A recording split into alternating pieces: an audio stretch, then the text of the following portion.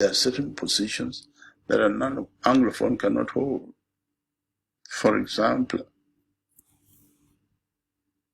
I don't think an Anglophone has ever been the General Secretary of the Presidency. No. No. I don't know. I don't remember.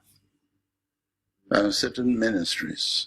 You're referring there to marginalization, which the president said in a speech that, or he gave the impression that there is no marginalization, because according to him, the fact that prime ministers have been appointed from Anglophone Cameroon since 1991, I think so, that means there's no marginalization. The president said that, but if the people who propose, let them explain themselves. How are you marginalized? And that has been interpreted as denying the Anglophone problem, refusing the Anglophone problem by saying that there's no marginalization. No, that's not the other problem. Whereas there are complaints of the fact that the President of the Republic is Francophone, the President of the Constitutional Council, the second personality, yes, the President of the Senate, the President of the National Assembly, and then the PM is at the 5th position. These are some of the elements that have been highlighted to... All that will come on the table, and we'll see how to come out of it. You have to listen to the Anglophones. There's a problem. No, the form of the state. The form of the state. You know, in our questionnaire to Anglophones, we try to influence the Anglophone opinion, but we did not succeed. Therefore, it shows how deep the problem is. When you say you tried to influence... We tried to influence... How? Good question. When we said, what form of government do you think can solve this problem? Federation, for example. Decentralization, as we are trying to live it now. I think just about 4 or 5 people reacted out of 1,000. 69% of Anglophones said absolute, the word they used, many use was absolute separation. That is to say, cessation. What? Who was taken aback? Cessation was not on the questionnaire. You had federalism and decentralization. Yes. And they ignored the two. But then we said, have you any other proposition to make? We left it open. Have you other proposition?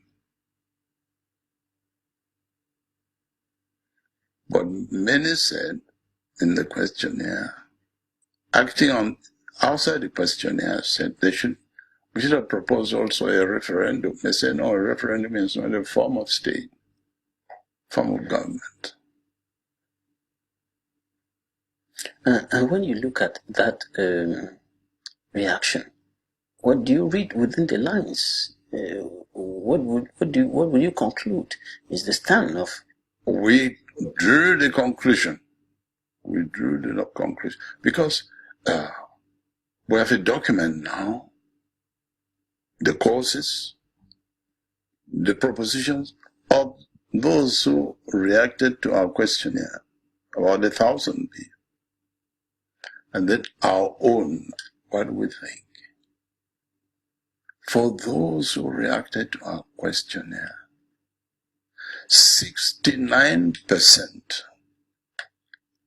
are convinced that if we want to love each other, that is to say, if the Anglophones and Francophones want to live as brothers and sisters,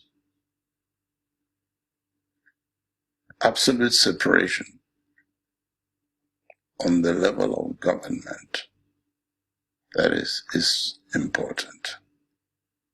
And that is what sounds like a taboo.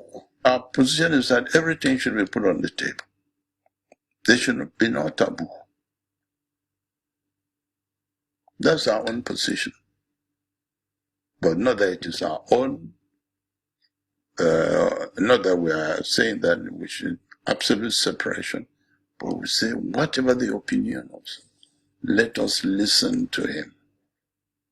But secession should be on the table of discussion. Yes. In the national dialogue. Let them try to convince us. If they convince us, we should take it. If it's convincing. That is why I think personally. Are you saying that if the people who are standing for secession convincingly present their point of view, President Paul Biya should accept to separate Cameroon? Of course. Is it feasible? It's possible, since it is human. It's not the law of God. We were not that. We were separate. Were we not? We were. Do you think that separation is going to solve this problem? Personally, do you think that separation can solve this problem? Of course. This is not my position. My position is federalism, if you want to know my political conviction about this country. My